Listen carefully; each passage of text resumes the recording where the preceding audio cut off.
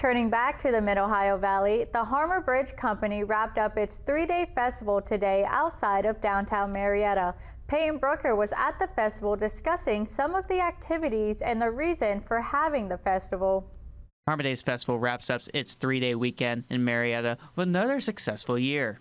The Hamar Days Committee Chair Natalie Bradley explains what Hamar Days is about to the little village of Hamar.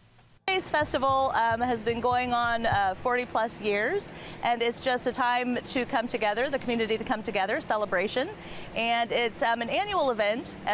Happens 3 days, Friday through Sunday, last weekend of July. Across the weekend, attendees were able to listen to different performances, see different live art demonstrations, and along with the many vendors across Maple Street.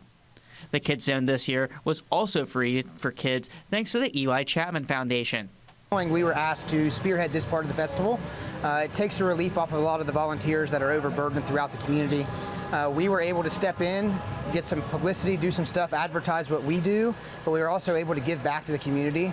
We were able to secure some funding to make this completely free of charge for the community and the kids that come out. Some of the attendees enjoyed this year's festival.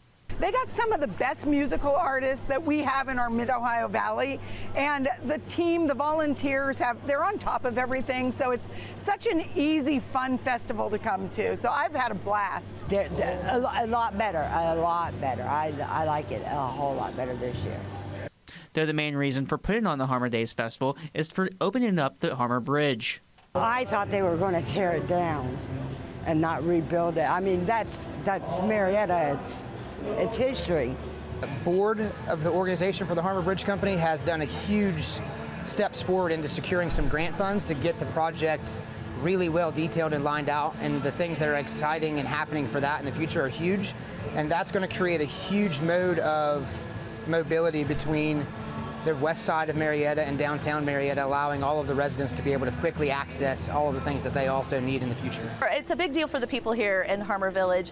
It's basically to bring the community together to celebrate this side of Marietta, Hamar side, and to celebrate the bridge and to the goal to get that back open. And there are so many of us, especially on this side of the bridge, that want to see that happen and make that connection to the community.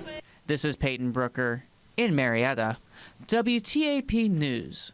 This is home.